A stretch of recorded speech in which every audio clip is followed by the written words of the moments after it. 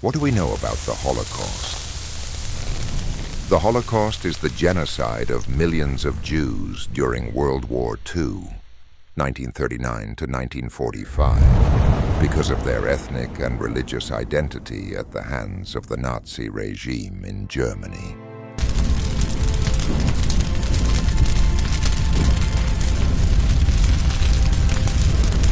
The killings were orchestrated by the German Nazi Party, led by Adolf Hitler, who mainly targeted Jews, so the largest number of victims of the Holocaust were Jews. Figures indicate that 7 out of 10 Jews in Europe were killed because of their identity. In addition to Jews, the Nazis killed large groups of homosexuals, as well as Gypsies and people with disabilities.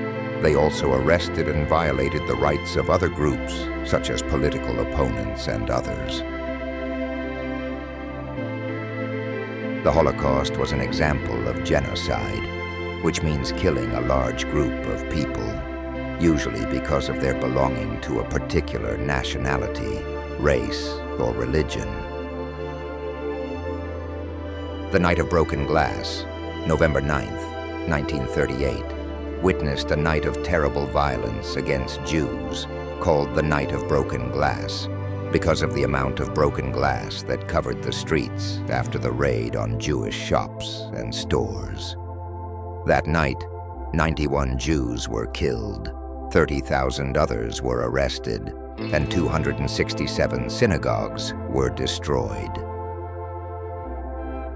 On September 1st, 1939, Germany invaded Poland, which led to the outbreak of World War II. Jews in Poland were forced to live in designated areas called ghettos, where they were treated extremely badly, and many of them were killed. In the early 1940s, the Nazis came up with the idea of extermination camps, which they called the final solution, to get rid of the Jewish population in Europe.